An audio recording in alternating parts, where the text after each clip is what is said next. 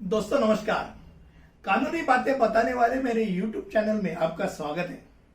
आज हम जिस विषय की बात करना चाहते हैं वो कानूनी बात कुछ हट से है। मौलिक अधिकार, संवैधानिक अधिकार, प्राकृतिक अधिकार, मानव अधिकार, वैधानिक अधिकार या कानूनी अधिकार, इसके बीच का अंतर क्या है, ये आज ये YouTube के जरिए हम जानने वाले हैं। पहली बात, अधिकार तो अधिकार है। अब अधिकार और स्वतंत्रता क्यों देना चाहिए ये हम जानेंगे। कानून का शासन सुनिश्चित करने के लिए, सभी के उत्थान के लिए, लोकतंत्र सुनिश्चित करने के लिए अधिकार देना चाहिए। अब हुकुम चाहो तो वहां कोई अधिकार ही नहीं होता है, कोई भी कभी आके वो आपके अधिकार छीन सकता है। तो हम बात करने जा रहे हो लोकतंत्र की। वो लोकतंत्र में अधिकार तो होते हैं। अब सकारात्मक प्रदर्शन करने वाले कोई अधिकार होते हैं, जैसे मानो पिछड़ा वर्ग के रूप में अगर कोई नौकरी का अधिकार देते हैं उनको, हमारे इधर जैसे भारत में रिजर्वेशन पॉलिसी है, तो वो सकारात्मक प्रदर्शन करने वाला अधिकार होता है।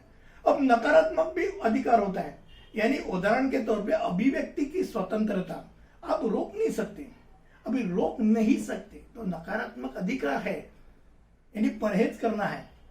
तो ये दो अधिकार है, पर हर अधिकार पूर्ण नहीं होता है, प्रतिद्वंद भी है, हर अधिकार को प्रतिबंध भी है। तो जब आप बात करना चाहते हैं तो आपको कोई रोक नहीं सकता है, आपको कोई कठिनाई हो नहीं सकती, पर आप बदनामी करना शुरू करते हो तो आपको बोलने का अधिकार बंद होता है, अधिकार बंद होता है। आप बोल सकते हो तो आपके ऊपर डिफॉर्मेशन की केस हो सकती है। तो जब आपका अधिकार है तो आपको कुछ कर्तव्य भी झेलने पड़ते हैं, और कर्तव्य निभाना नहीं हो तो अधिकार मिलते नहीं। आपको संगीत सुनना है, आपको संगीत की बहुत अच्छी रुचि है तो आप सुन सकते हैं, पर दूसरों को परेशान कर सकते हो क्या? नहीं। बाजू के घर में जिसको संगीत को उसका नौशा है तो बड़ा नॉइज करके आप संगीत सुन सकते हैं? नहीं सुन सकते, कंप्लेन कर सकता है। यानी अधिकार है पर प्रतिबंध भी है, ये जानिए। अभी अधिकार विभिन्न खंडों में विभाजित है। कुछ प्राकृतिक अधिकार है। अब प्राकृतिक अधिकार आज है ये नहीं मैं बात करना चाहता हूं, पहले दौर में प्राकृतिक अधिकार बताए हुए थे। सबसे पहले अधिकार किसने बताया लिखित स्वरूप में? तो 16वां शताब्दी जॉन लॉक करके 16वीं सेंचुरी में उसने 3 अधिकार प्राकृतिक अधिकार करके लिख के रखे। कौन से? तो ये जब आप जन्म होते हैं तब से आपको प्राप्त होते हैं। तो जीवन का अधिकार, स्वतंत्रता का अधिकार और संपत्ति का अधिकार। ये अधिकार, ये प्राकृतिक अधिकार करके उसने लिख के रखे थे। अब उसके बाद आ गए मानव अधिकार। सभी मनुष्यों के लिए निहायत बुनियादी मानव अधिकार है। संयुक्त राष्ट्र जो सार्वभौमिक घोषणा होती है वो 10 दिसंबर 1948 संयुक्त राष्ट्र पेरिस में सम्मेलन था, उसमें 30 अधिकार गठन किए गए। ये 30 अधिकार अहम है। यूडीएचआर के अधिकार का अगर उल्लंघन कोई करता है, कोई राष्ट्र करता है, तो संयुक्त राष्ट्र उसमें हस्तक्षेप कर सकता है।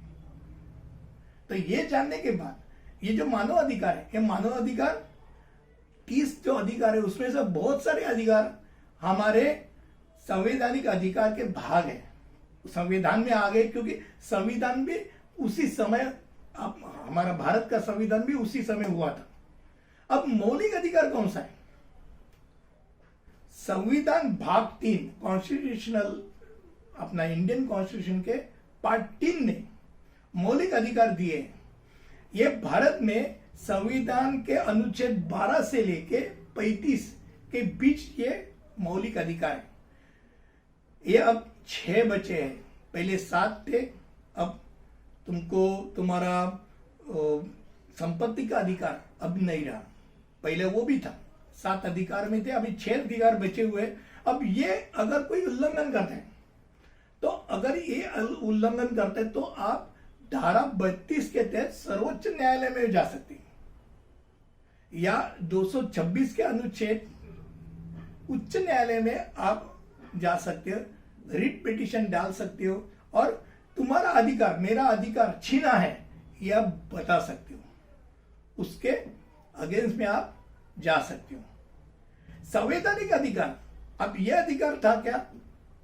मौलिक अधिकार, पर मौलिक अधिकार से हटा हुआ चीज कॉन्स्टिट्यूशनल अधिकार में है, संवैधानिक अधिकार में है। ऐसे कौन से अधिकार बचे हुए कि जो संवैधानिक भी है पर मौलिक नहीं? जैसे अभी मैंने बताया कि जो प्रॉपर्टी का था 300A संपत्ति का अधिकार, ये कॉन्स्टिट्यूशनल अधिकार है, संवैधानिक अधिकार है, पर अब वो मौलिक अधिकार नहीं रहा। या अनुच्छेद 326 के अनुसार आपको वोट देने का अधिकार है, वो आपका संवैधानिक अधिकार है। ऐसे संवैधानिक अधिकार भी होते हैं। अब हम जानेंगे कि वैधानिक अधिकार या कानूनी अधिकार क्या है। अब ये सब अधिकार अलग से हो गए। अब जब कानून बनता है और कुछ अधिकार मिल जाता है तब उससे वैधानिक अधिकार या कानूनी अधिकार बोलते हैं।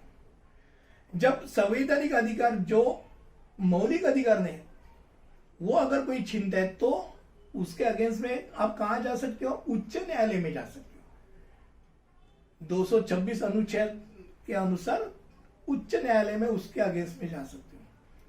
अब वैधानिक अधिकार या कानूनी अधिकार जो होते हैं, और क्या फॉर एग्जाम्पल अगर बात किया जाए तो आरटीआई एक्ट,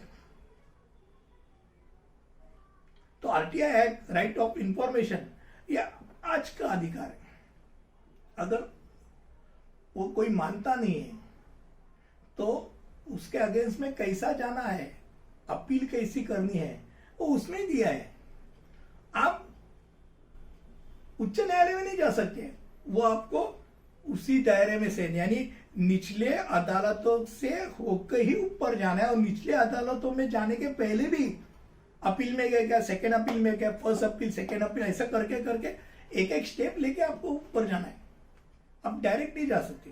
यानी अलग अलग अधिकार अगर आपसे छीन गए तो कहां जाना है, ये भी बहुत अहम होता है। मौलिक अधिकार, संवैधानिक अधिकार, प्राकृतिक अधिकार, मानव अधिकार, वैधानिक या कानूनी अधिकार क्या होते हैं, ये आज के वीडियो में हम लोग ने जाना।